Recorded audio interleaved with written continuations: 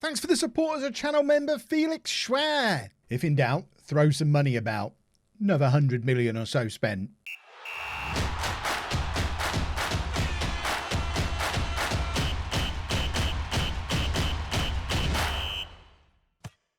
Hello and welcome to Club 4, Part 6 of Non-League to Legend. I'm Kevin. Coming up on today's episode, we have a Premier League game away against Reading, our first Europa League game away against Shalke. But more importantly, it's the end of the January transfer window and we can see what transfers, what business I've been getting up to. Firstly, though, I'll just show you how we've been getting on since the last episode. More just mixed form, including getting absolutely smashed by Manchester United, narrowly losing against Liverpool, but then getting a draw against Arsenal, smashing Newcastle. We are a weirdly inconsistent team. We are still in the FA Cup as well, so there is the possibility of silverware this season. What there is looking a decreasing possibility of, though, is Champions League qualification. As you can see, we're down in 6th place, 9 points behind Liverpool, who are up in 4th place, and they're also the only one we don't have a game in hand on. So it's going to be a challenge. Harry Kane scoring lots of goals, though. So, you know, just it's typical life as a Spurs fan. Not very good, but at least Harry Kane scoring lots of goals. So there's that. But I did spend money.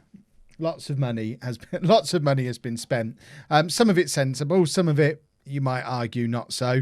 But one of the instigators of the money was all the interest around Timothy Castagne. I still never worked out. One of the reasons I sold him is I couldn't work out how to say his name. The other reason is lots of Chinese clubs were sniffing around and we got £40 million for him. He's going to be earning £275,000 a week to play for Shanghai.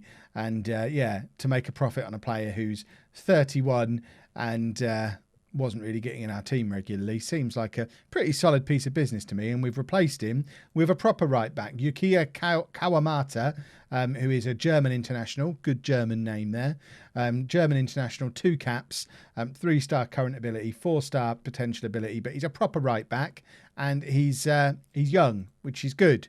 I like young right backs. He's been at Freiburg forever. He was on the transfer list there because he was frustrated at wanting to move to a bigger club, presumably to improve his chances of international selection. So hopefully he'll get lots of international football now. But I like having a proper right back. I've also signed him an understudy, or I thought I had, because somehow I didn't notice this until after I signed him. This is the problem with me doing these things late at night. I thought I was a proper genius. Sell one right back, bring in 2, one established international who's going to improve the team, one young understudy who can develop and break into the side. It's a good theory and it would work if he could get a work permit, but he can't. He's gone out on loan to Italy, and to be honest, I don't see him getting a work permit anytime soon either. At 18 years old, unless he breaks into the Russian national team, how's he getting a work permit? Silly Kev. And then to further compound my silliness, I mean, okay, not completely silly. Killian Wright is a central midfielder. He's not the box-to-box midfield player that I dreamed of, because such a thing did not seem to exist on my shortlist. But he is a better midfielder than anyone we had at the club, with the possible exception of Gravenberch.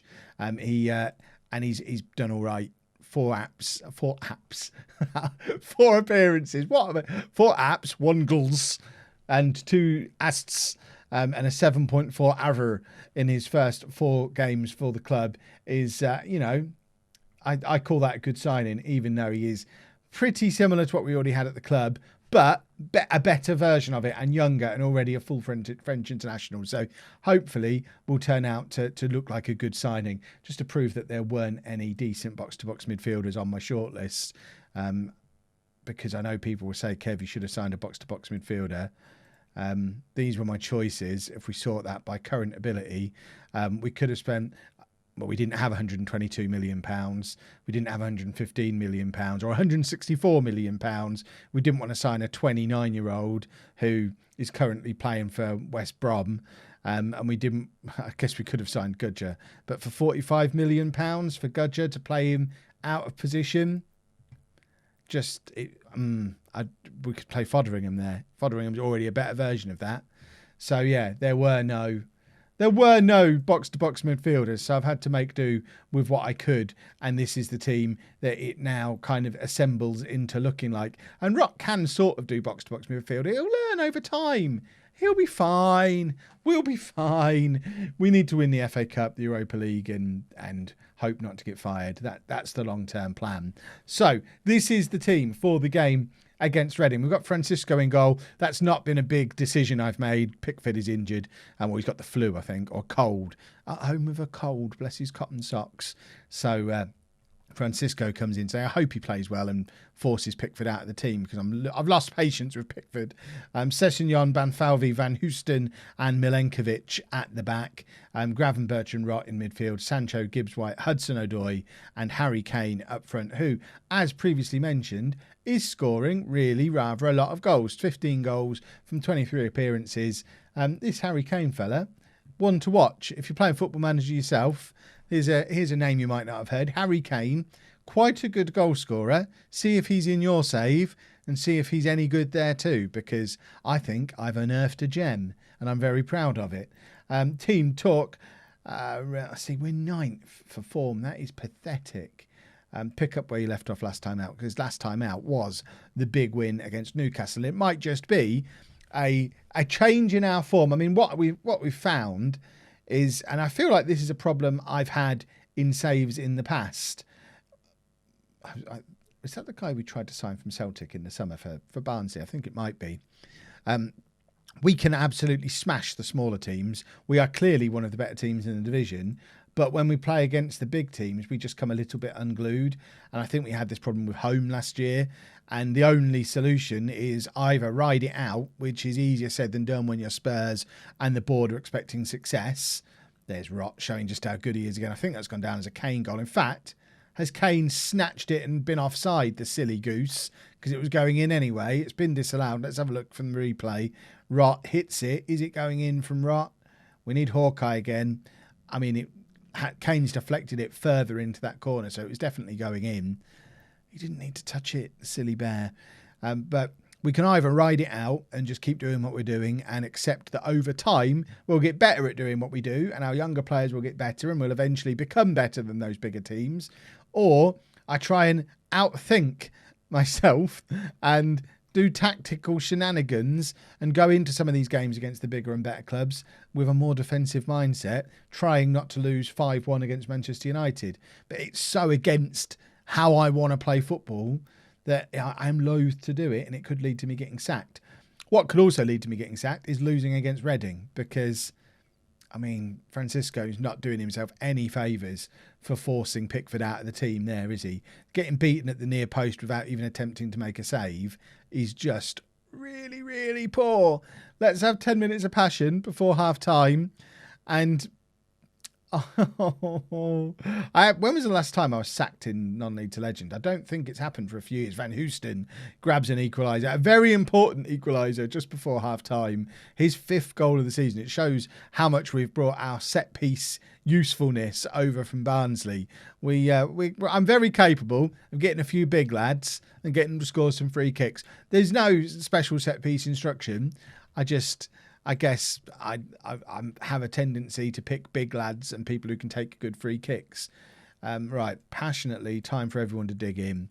Show us what you've got. I certainly wasn't sacked on non-league to legend last year. I don't know that I've been sacked since Tour. Way back. I mean, that's like 3 years ago, is it? Might not be that long. But there's not been many sackings. I was sacked by Ipswich once for arguing with the board. I was sacked by Tour. Are they the only 2 sackings we've got in non-league to legend so far? I remember getting sacked in the beta when I was at Liverpool. I've been sacked on stream several times. But yeah, a sacking is a rare thing. And as a few people have said down in the comments, it's karma getting me for mentioning in like the 2nd episode with Spurs what I'll do after we win the Champions League too early. The universe is saying, oh, I see. Already making plans for this Champions League. You're going to win easily, are you? We'll see about that. Let's get you sacked and you have to go back down to League One. Because that was the other thing. If you remember, when I did get sacked with Tor, I had been pretty successful up to that point. I think we'd won the Scottish Cup, I think, with Hamilton. We'd been in Europe. We'd not done too badly. Obviously, we'd got a job at Tor in League One. But then getting sacked from there, I think I had to go all the way back down to League Two because the sacking had such an impact on my managerial reputation. I don't know if that's still the way it works now, but there's no guarantee if I were to get sacked that I'd get another Premier League job or Premier League equivalent level job. Sancho and Kane, both been really poor today. You get your Maddison moment. Let's see if he's going to come on and do anything fancy. Let's get creative. We've got James Maddison on and we're asking for creativity. This feels like a combination that can't fail.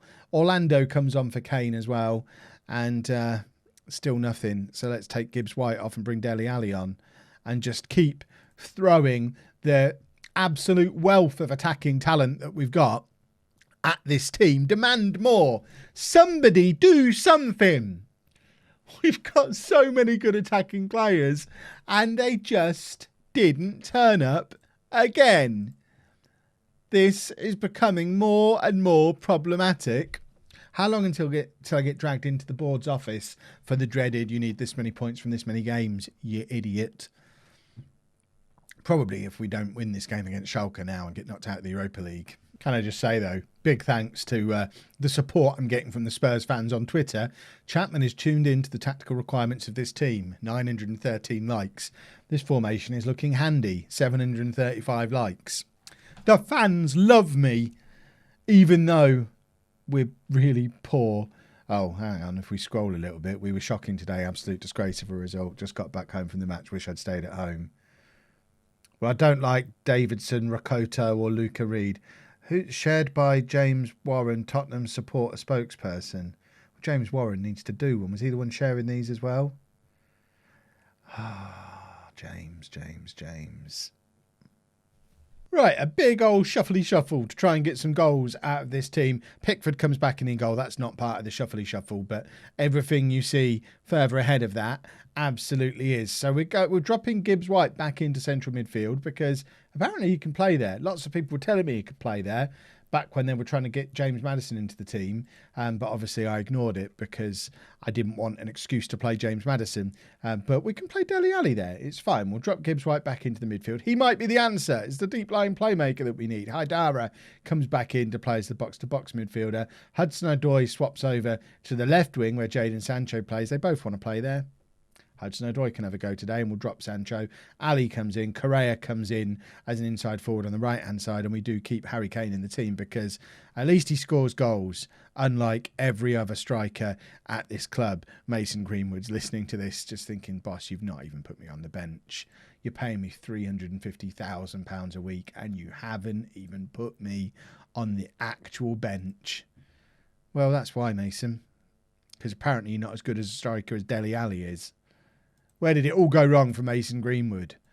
Oh, I've not got on with that boy this year in FM. I had troubles with him at Manchester. I cannot get Mason Greenwood to score goals. It was the theme of Manchester United. It's the theme now with Spurs. I understand he's supposed to be quite good. If anyone knows how to get that boy to score goals, let me know. And don't say change my tactic, because I won't.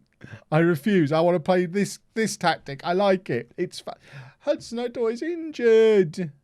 I guess Sancho will come on soon. We'll keep an eye on it. We're monitoring the situation.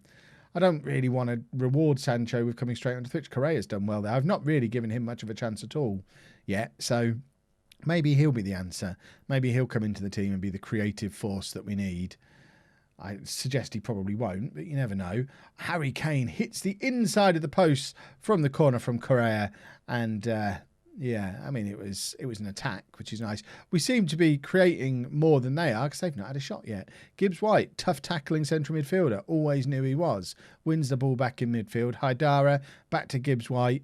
Gibbs-White looking for options ahead of him. Look at this. Our tough tackling midfielder can also run with the ball. He's the answer. Correa, he might be the other answer. And there's Hudson-Odoi. It's a team full of answers today. We've got a very important away goal. I haven't looked to see how well Schalke are doing in the Bundesliga. I assume roughly equivalent to us. They're probably floating around the top 6 somewhere. I doubt they're top of the league. I doubt they're having a particularly bad season because they're still in the Europa League at this point, so they can't be doing that badly at life. So it's nice to get an away goal against them. It's a game you wouldn't necessarily expect us to steamroller through. although it is a tie you would expect us to win after the amount of money that we've spent, after spending all that money on Jadon Sancho in the summer and then not play. This is the theme. All my big marquee signings aren't getting in the team. I'm reverting back to players who were already here, which says a lot about my transfer policy.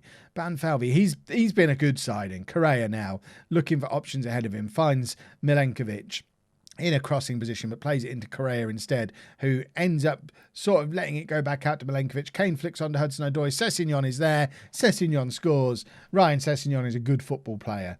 That's my review of Ryan Sessegnon. He's another gem that I found all by myself. If you're looking for players to pick for your team in FM20, Ryan Sessegnon is a good one. Milenkovic, it was a nice little flick on from Kane. Hudson-Odoi could have done a little bit better, but when you've got Sessegnon there, always ready to remind us that he's a winger and I just play him at left back, then I guess that's a very positive thing to have in the side. Pickford needs to make a good save here to justify being back in the team. He didn't. He's I mean, you can't really criticise him for that. He wasn't going to save this. It's been hit really rather well, and he nearly got there. If only his arms were just a smidgen bigger, he'd have got there. But yeah, nearly. Don't get complacent. I'm not going to criticise Pickford. He has done better. At least he's not been beaten at the near post the way Francisco was in that league game. And we are still ahead in the tie, which is important as well. Right. Why are Schalke attacking again? This is troublesome to me. Banfelvi, heads clear. There is Dele Alli looking for options ahead of him. He's buoyant, knowing that he's now considered a better striker than Mason Greenwood, according to the Star. That was absolutely superb from Kane. Deserved a goal. Didn't get one. The little feint was very good, but the shot itself not quite so impressive. Milenkovic again this time finds Haidara. Milenkovic is involved in a lot attacking wise today.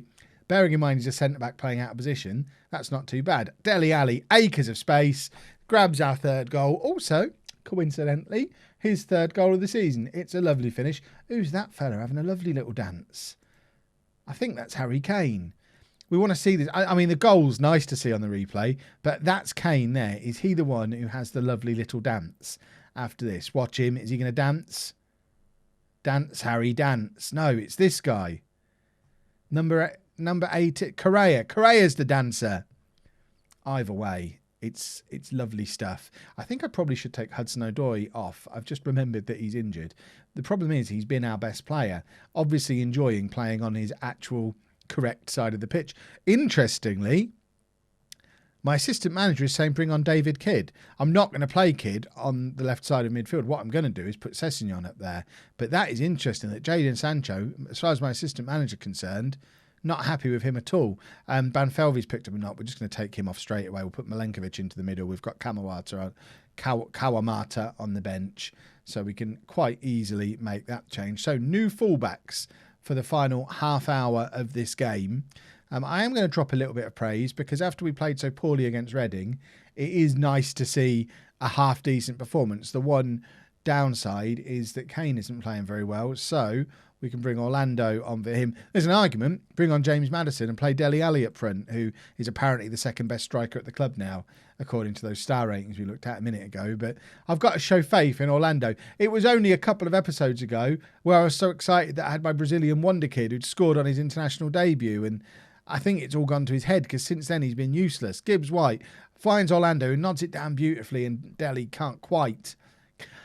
I can't quite keep up with the action. Almost yawning partway through. What is happening, Kev? It's 11:08 in the morning as you record this. You shouldn't be yawning.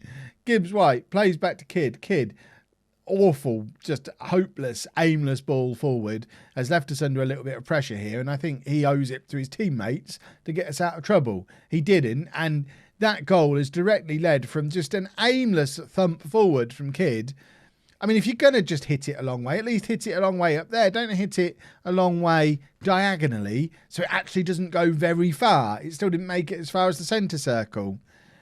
We should be a lot more comfortable in this game than we are, and it's just frustrating, silly little errors. And surely he's offside. Surely he is offside there. How have we not won this football match? What is going on at Spurs is what everybody is asking. Can blame Pickford for that one. Well. Too right you come into training tomorrow. We will now look to see how Schalke are getting on in the Bundesliga. They are 4th. So actually, they're better than us. So it's not as bad, but still. Yikes. And I imagine these two are out for the rest of the decade or something. No. Small consolation. Right. I don't even know when to come back because I could get sacked at any moment. We won't go too far ahead. I'm going to assume we do find a way past Schalke. And I guess the next round of the Europa League is a nice spot to come back. Maybe for a second leg. And it will hopefully coincide with that Manchester City game in the league. Or maybe the Chelsea. I don't know where it'll be. I don't even expect to get there at this point. Whew. Let's just check in on Club Vision before we're done. The board are satisfied. The board are idiots. If you've enjoyed that, please make sure you leave a nice big thumbs up on there for me. Subscribe to the channel for daily Football Manager videos. And thank you very much for watching.